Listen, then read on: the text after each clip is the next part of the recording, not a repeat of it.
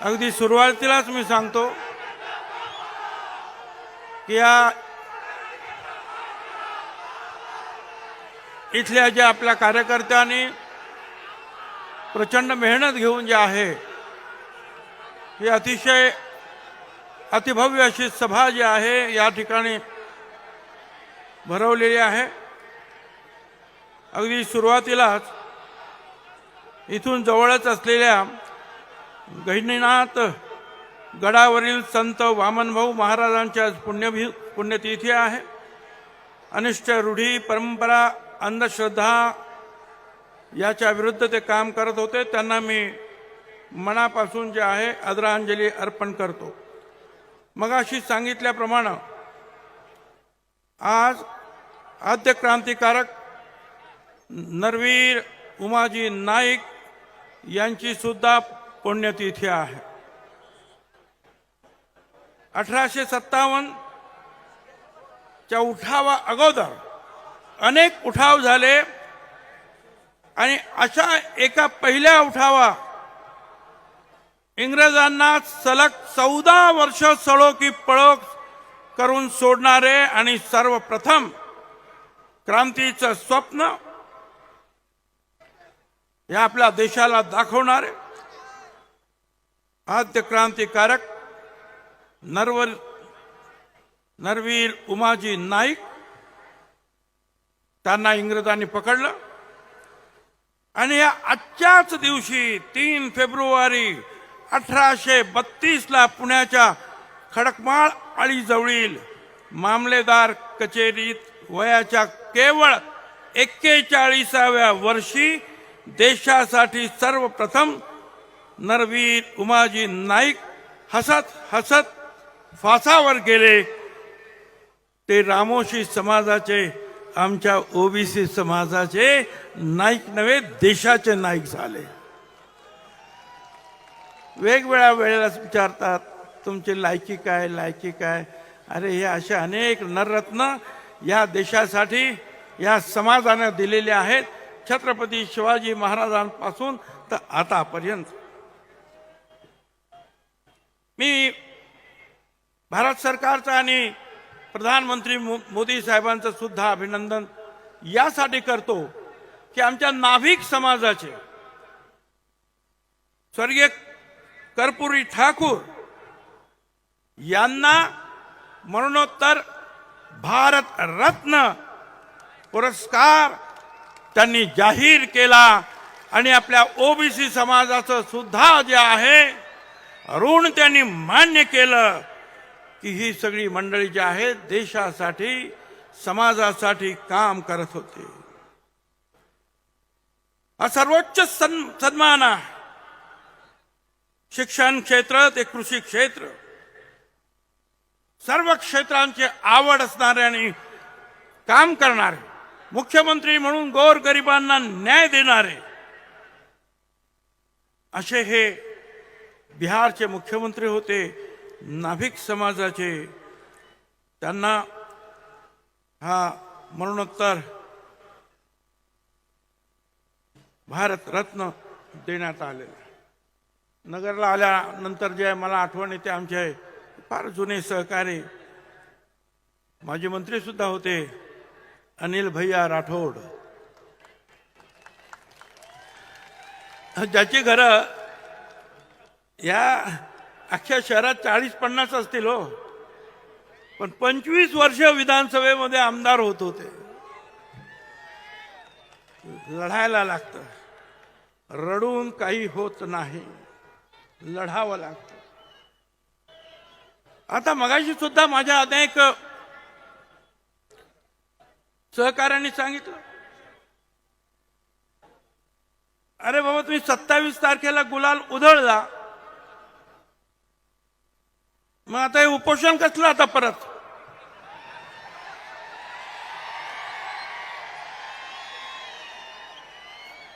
तुम्ही तर म्हणाले की आम्हाला आरक्षण मिळालं, गुलाल उधळला, काहीतरी एक कागद हातात घेतला म्हणे झाला, हा अध्यादेश आला बघा, हा अध्यादेश आला, लेखाला अध्यादेश म्हणजे काही कळत नाही आणि नोटिफिकेशनचा मसुदा म्हणजे काय ते कळत नाही म्हणतो झाला.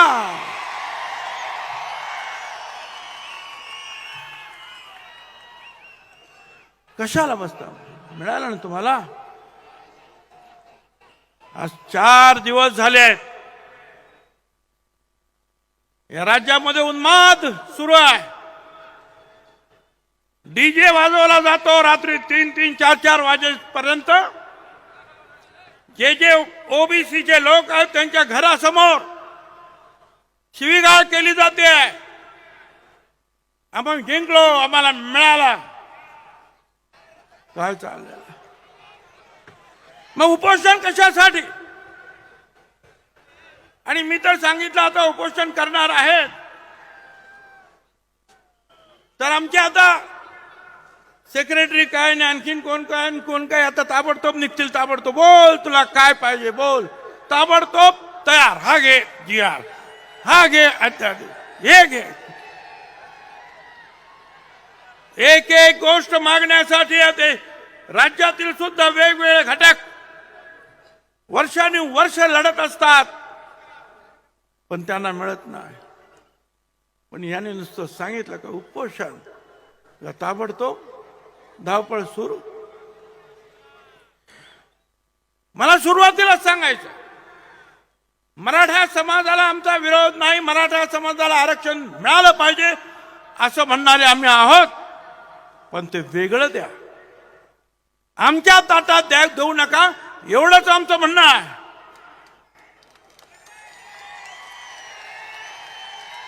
आणि ते म्हणतात की आम्हाला ओबीसी मध्येच द्या. मला काही कळलं नाही.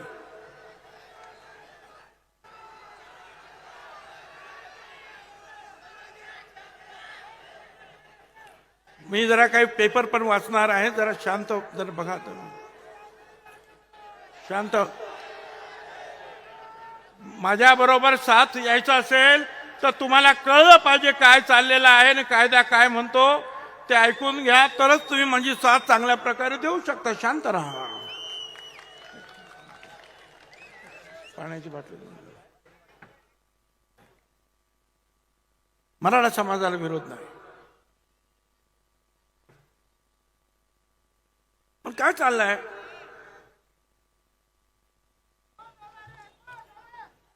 मुख्यमंत्री त्या दिवशी होते. मला मुख्यमंत्र्याचा अवमान करायचा नाही, पण मला प्रश्न जरूर माझ्या मनामध्ये निर्माण झाला की तुम्ही 27 तारखेला वाशीमध्ये त्या मोर्चाला सामोरे गेलात. माझा काही विरोध नाही, पण तुम्ही तिथे जाहीर केलं की जी मी शपथ घेतली होती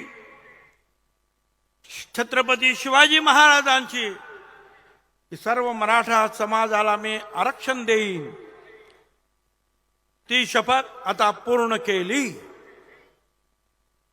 असं ते म्हणाले.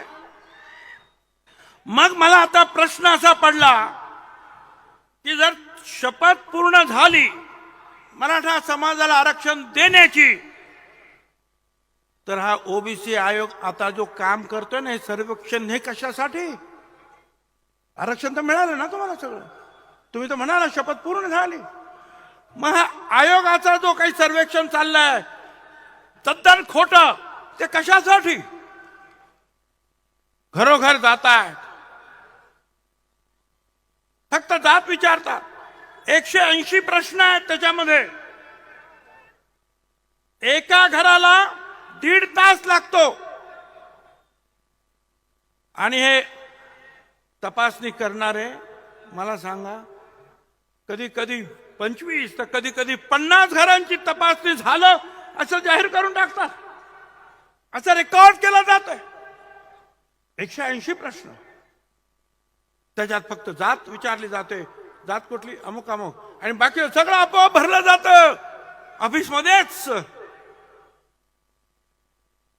बंगला असला तरी झोपडी, शिक्षण असलं तरी मी शिकायला गेलो नाही, गाड्या उभ्या आहेत परंतु काही नाही माझ्याकडं. सगळं काय खोटं खोटं कशासाठी करतात? मिळालं ना आरक्षण? तुम्ही तर सांगितलं तर शपथ पूर्ण झाली. 3 न्यायाधीश बसलेले आहेत. 4,80,000 पगार एकेकाचा.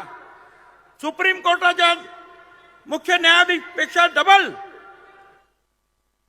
क्युरेटी पिटिशन मध्ये जे काय झालं ते दुरुस्त करण्यासाठी. कशाला? मिळालं ना आरक्षण तुम्हाला? गुलाल तर उधळले ना तुम्ही. मग हे कशासाठी चाललंय? कोणाची दिशा? याची उत्तर जे आहेत माझ्या मनामध्ये प्रश्न निर्माण करतात की याची उत्तर कशी शोधायची. खोटे रेकॉर्ड तयार झाले. हे जामखेड तुमच्याच जिल्ह्यातलं एक उदाहरण. A to Z सगळे कुणबी मुख्याध्यापक सगळे एक सुद्धा वेगळ्या नाहीत. सगळे जेवढे म्हणून आहे सगळे. काय चाललंय हे तुमचे? आता दुसरं पेनूर तालुका मोहोळ सोलापूर धडधडीत. पूर्वीचं अक्षर वेगळं आहे, शाई वेगळी आहे. मराठा कुणबी लिहितायत हाताने. धडधडीत लक्षात येत आहे की हे सगळं खोटं आहे. मराठी कुणबी ते मराठा कुणबी पण नाही म्हणत, मराठी कुणबी. माहितच नाही. लिहायचं आहे ना, लिहे. दुसऱ्या याच्यावर पण लिहिले मराठी कुणबी. वा. हे सगळं जे आहे असं खोटं खोटं खाडाखोड दिसते. हे असं चाललेलं दिशाभूल करण्याचं काम.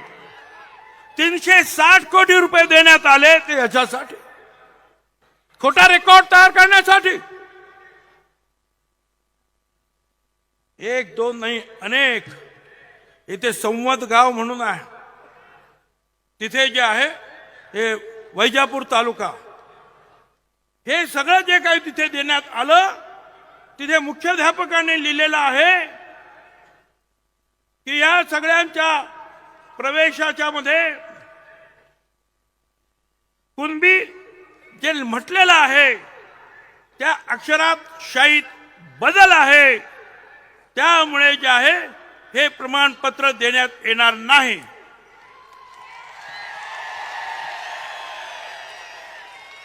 हे मुख्याध्यापकाचं पत्र आहे, माझं नाही. त्यांनीच पाहिलं. तर काय सांगायचं? सगळे सोयरे बघापासून आपण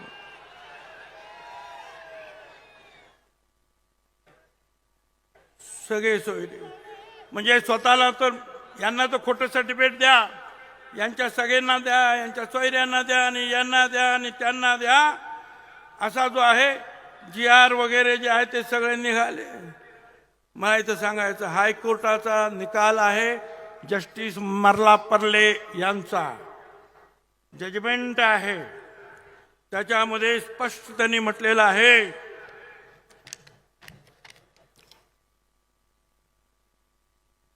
थोडं इंग्लिश मध्ये पण आहे त्याच्यामध्ये. 1913 where his caste was recorded as Marathi. When he died in 1929, this supports our conclusion that around 1920 onwards, the Kunbis implicitly accepted that they were actually Marathas and Kunbi was only an occupation. म्हणजे फक्त हा धंदा होता, जात मराठा होता. आणि म्हणून if the impugned decision which is based on the sole document is accepted in the instant case, the entire Maratha community in the state of Maharashtra will have to be accepted to be belonging to Kunbi, other backward class, and this would result in nothing short of social absurdity. त्यांनी म्हटलं की अशा रीतीने जर दाखले जर दिले गेले तर सगळा मराठा जो आहे त्या महाराष्ट्राचा कुणबी होईल आणि ओबीसीचं संपूर्ण जे आहे आरक्षण संपून टाकेल. त्याला काही अर्थ राहणार नाही. हे हायकोर्टाचं जजमेंट आहे, तारखा आहेत, सगळं काही आहे याच्यामध्ये. मला सांगा, हे सगळ्यांच्या लक्षात येत नाही का?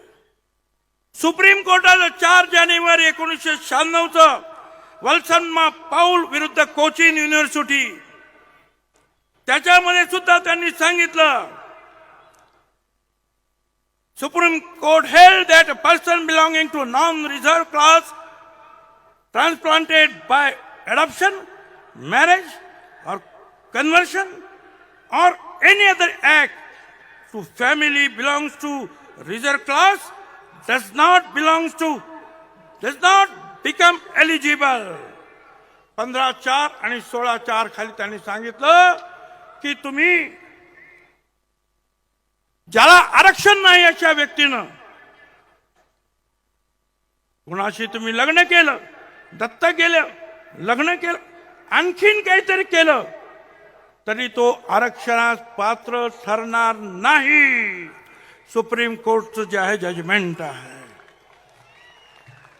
अशी कितीतरी जजमेंट दाखवता येतील. वंशावळ करायचं निर्माण, आणि त्याच्यासाठी कमिटी, प्रत्येक तहसीलदार, गट विकास अधिकारी, पोलीस ऑफिसर, 7-8 लोक. का तर हा याचा नातेवाईक, तो त्याचा नातेवाईक. शपथपत्र द्यायचं आणि सांगायचं की मी कुणबी आहे का झाला ओबीसी, आणि हे वंशावळ शोधायचं काम यांनी कसं तरी करून द्यायचं आहे. काय चाललेलं आहे? खोटी जे आहेत वंशावळ जुळवण्याचे प्रकार वाढणार आहेत.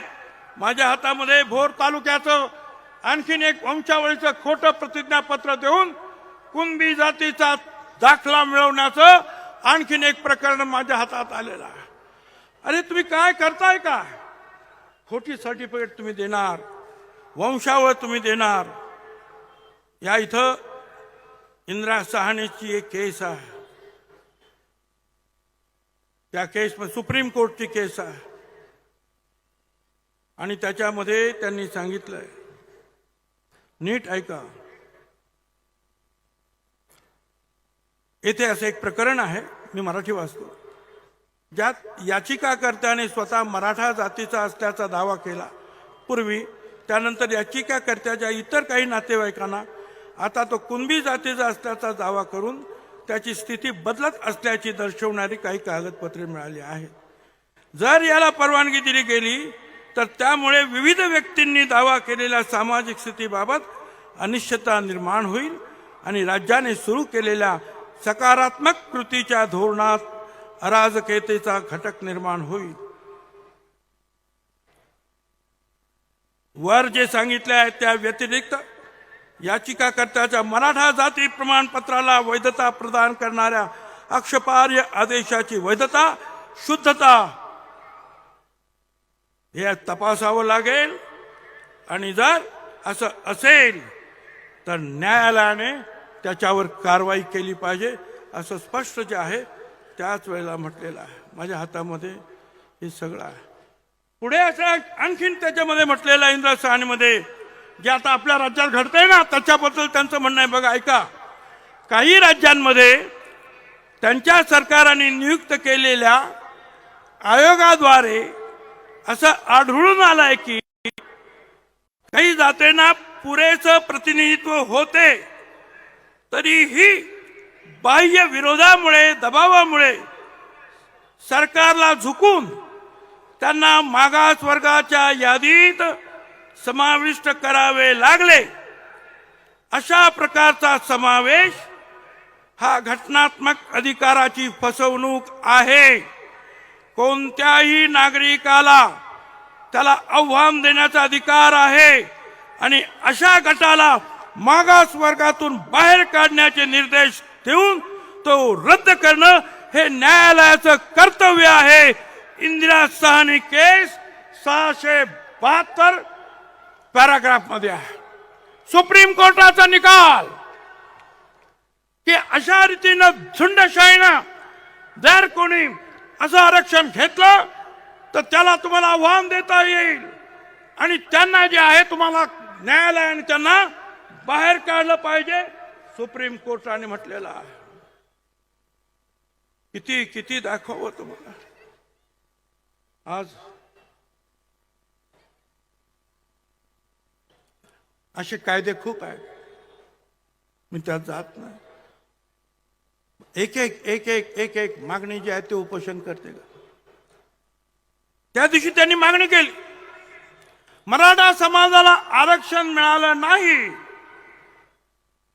तरी ओबीसीला मिळणाऱ्या सगळ्या सुविधा ज्या आहेत ह्या मराठा समाजाला द्यायच्या.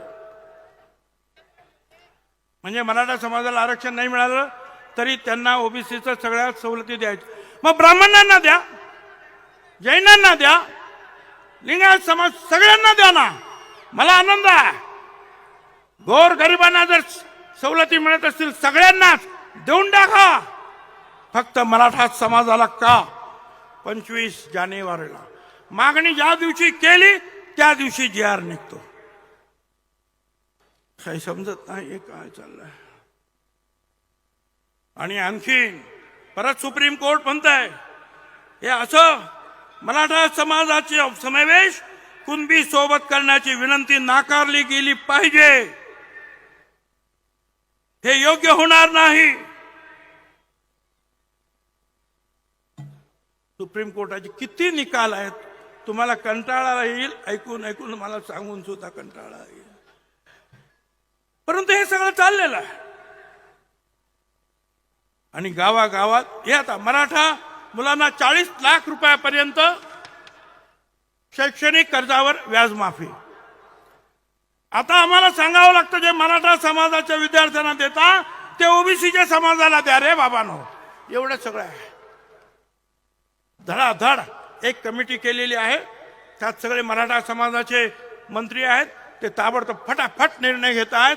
आणि आम्ही मात्र निर्णय घेताना कॅबिनेट समोर आम्हाला जायचं आहे आणि मग पैसा आहे की नाही, अमुक आहे की नाही, तमुक आहे की नाही, नियम आहे की नाही, हे सगळं पाहिलं जात आहे. आमचं म्हणणं असं आहे की आता जे त्यांना देत आहेत ना ते सुद्धा आम्हाला दिलं ना तरी खूप होईल, पण द्या. लढाई अशी आता सुरू आहे.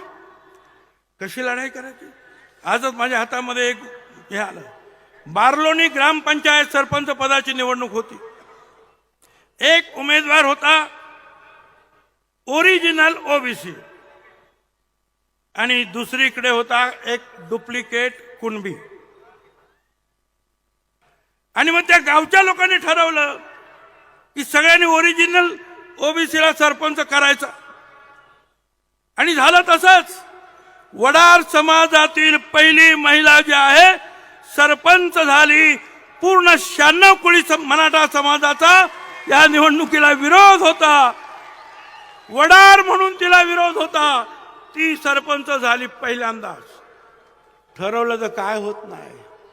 सगळ्यांनी एकत्र या, एकत्र या. सगळे एकत्र आले तर सगळं काय होतं. तुम्हाला एकच सांगतो, आमच्या लोकांना, त्या लोकांना सुद्धा सांगायचं, आता तर फार लोकांवर त्रास होता. नगर जवळा तालुका, मानवत जिल्हा, परभणी, मुंजा भाऊ रामराव रासवे यांच्या घरामध्ये विजयी मिरवणूक जी त्यांची गेली. त्यांनी जमलेल्या लोकांनी या घरात घुसून महिलांना मारहाण केली.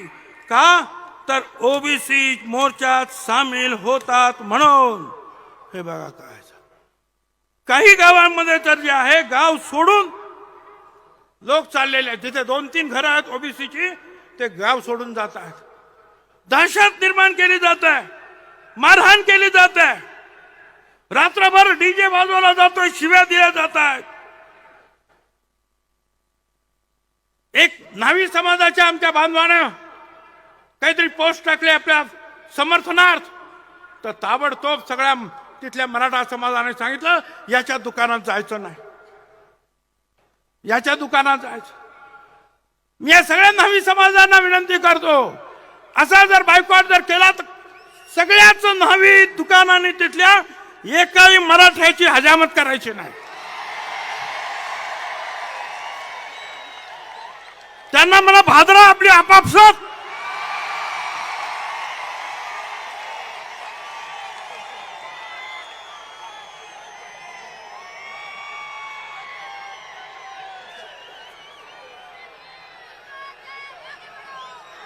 हे आता एक आणखीन आलं श्रीगोंदा पोलीस स्टेशन मध्ये हे कोणी पोलीस निरीक्षक ज्ञानेश्वर भोसले ते एल्गार या सभेची तयारी करण्यासाठी तिथे लोक गेले होते काम चालू होतं ते काम त्यांनी करू नये पूर्व तयारीचं बोल चला मिटिंगला जायचंय त्या ठिकाणी पोलीस गाडी पाठवली ओबीसी समाजावर दहशत निर्माण केलं त्यांना नोटिसा दिल्या नोटीस न देता नोटीस देण्याच्या नावाखाली सह्या घेतल्या काय चाललंय फडणवीस साहेब या डिपार्टमेंटला सांगा की तुमच्या डिपार्टमेंटमध्ये असा भेदभाव होता कामा नये जे काही नियमाने असेल ते सगळ्यांनी करा पण आम्हाला एक न्याय त्यांच्या 3-3 वाजता जाहीर सभा रात्री 2 वाजता जाहीर सभा काय कारवाई केली कुठल्या पोलिसांनी कारवाई केली आणि लहान एखाद्या घरामध्ये एखाद्या सभा मंडपामध्ये 5-25 लोकांना जमून जर कोणी प्रचार करत असेल की आपल्याला नगरला जायचं आहे रॅलीला तर तुम्ही गाडी पाठवणार काय चाललेलं यासाठी तुम्हाला सगळ्यांनी जे आहे दादागिरी तुम्हाला सगळ्यांना एकत्र राहावं लागेल मला तुम्हाला सांगायचं लक्षात ठेवा आता दाव पर सब कुछ लगा है दाव पर सब कुछ लगा है रुक नहीं सकते टूट सकते हैं मगर हम झुक नहीं सकते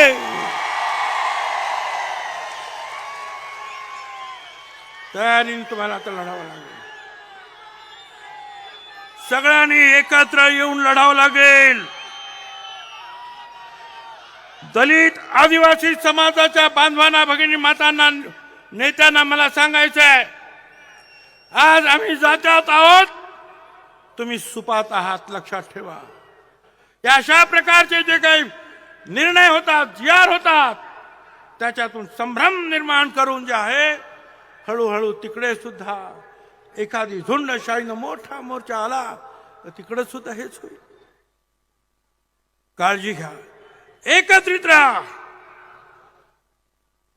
आंध्र प्रदेश जनगणना करताय जाती गणना करताय बिहारने केली 67-63% निघाले आता आंध्र करताय आमची मागणी आहे करा जात गणना आम्ही नक्की 54 ते 60% आहोत 20% जे आहे शेड्यूल कास्ट शेड्यूल ट्राईब आहे 75% पेक्षा जास्त आम्ही मागासवर्गीय आहोत त्याच्यानंतर 3% ब्राह्मण समाज इतर जैन समाज आणि नंतर जो आहे तो मराठा समाज त्यातला एक कुणबी समाज 7% आमच्याकडे अगोदरच आहे त्यांच्या मतांसाठी हे सगळे आमदार हे सगळे खासदार हे सगळे लोक केवळ त्यांच्या मतांना घाबरतात की आम्हाला ती मतं मिळणार अरे आमचे लोक आमचे आमदार ओबीसीचे आमदार त्यांना सुद्धा चिंता पडते की आपण या ओबीसीला काही मदत केली 4 गाड्या दिल्या 2 पैसे दिले खर्चायला की जा तुम्ही रॅली स्वतःच येणार नाहीत पण रॅलीला मदत करायचं म्हटलं तरी करत नाहीत कोणी आमचे स्वतःच का मराठा समाजाची मतं जाते अरे लक्षात ठेवा 80% समाज हा आमच्या बरोबर एकत्र आहे आणि त्याला आम्ही ललकारणार आहोत आणि त्यांची सुद्धा मतं आहेत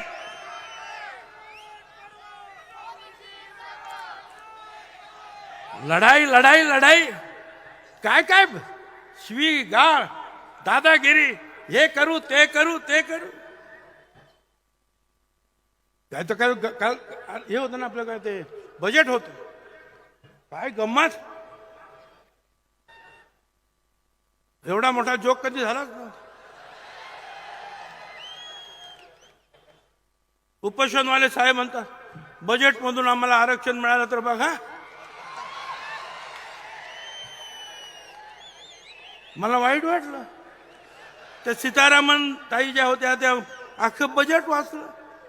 या तरुणांना हे देऊ, महिलांना हे देऊ, विमानं वाढवून हे करू ते करू, शेतकऱ्यांना हे द्यायचं आहे आम्हाला, पण आरक्षणाचं काही बोललंच नाही. आणि हे म्हणतात त्या बजेटमधून आम्हाला आरक्षण द्या. काय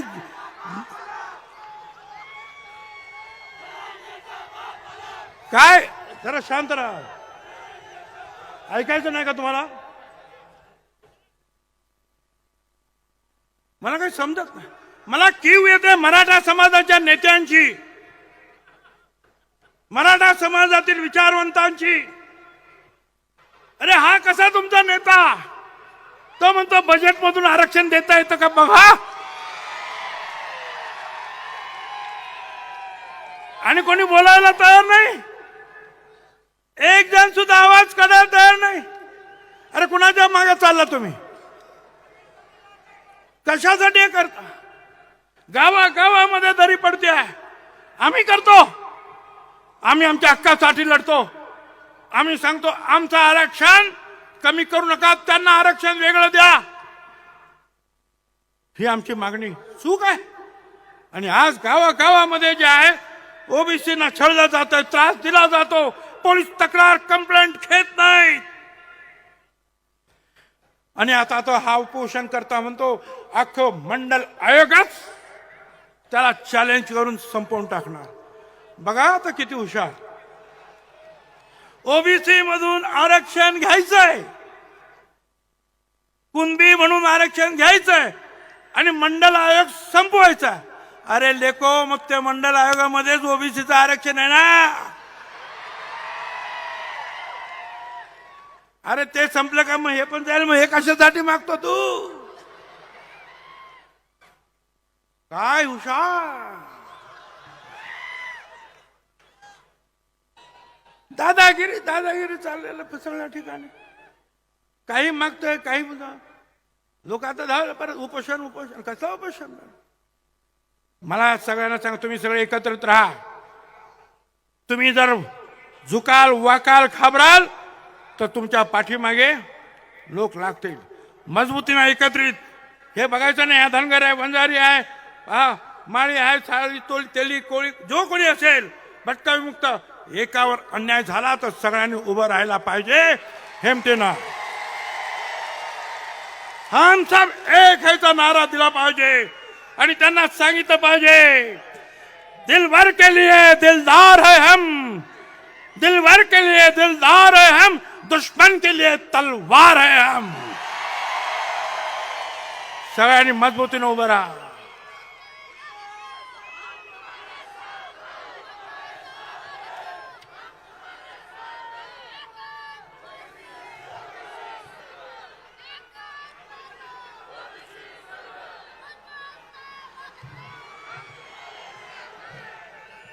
आता आणखीन तुम्हाला काही महत्त्वाचं सांग. मी अशी सगळी भाषणं करतो, अशी भाषणं करतो, पण सगळे सरकारमधले लोक, विरोधी पक्षातले लोक, विरोधी पक्षाचे नेते, भुजबळ राजीनामा द्या, तुम्ही राजीनामा द्या, तुम्हाला पटत नाही राजीनामा द्या. सरकारमध्ये पण राहता, सरकारच्या विरुद्ध टीका करता, मग राजीनामा द्या. हिंमत असेल तर राजीनामा द्या. विरोधी पक्षाचे काही अनेक नेते बोलतात, माझ्या सरकारमधले सुद्धा नेते बोलतात. आता काल आणखीन एक काल परवा जण आहे तो काहीतरी बडबडला.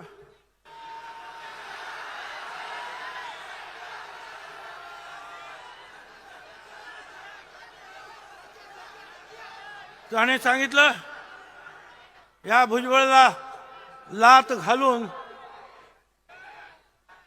मंत्रिमंडळाच्या बाहेर काढा. लात घालून, भुजबळाच्या कमरेत लात घालून मंत्रिमंडळाच्या बाहेर हाकला. मला त्या सगळ्यांना विरोधी पक्षामधील, स्वपक्षामधील, स्वसरकारमधील सगळ्यांना मला सांगायचं, 17 नोव्हेंबरला ह्या ओबीसी एल्गारची पहिली रॅली झाली अंबडला, बरोबर. 17 नोव्हेंबर पहिली रॅली अंबडला झाली. आणि ऐका, 16 नोव्हेंबरला मी मंत्रिमंडळाचा राजीनामा दिला.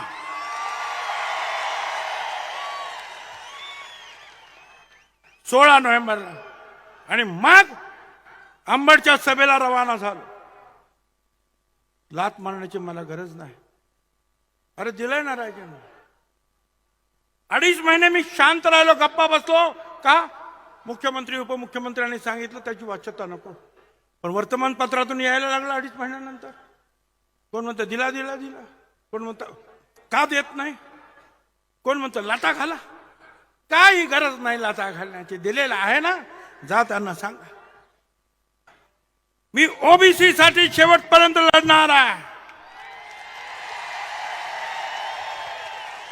आणि मनाशी मी एकच उद्देश ठेवला आहे माझ्या जीवनामध्ये, जीवन है संग्राम, बंदे ले हिम्मत से काम.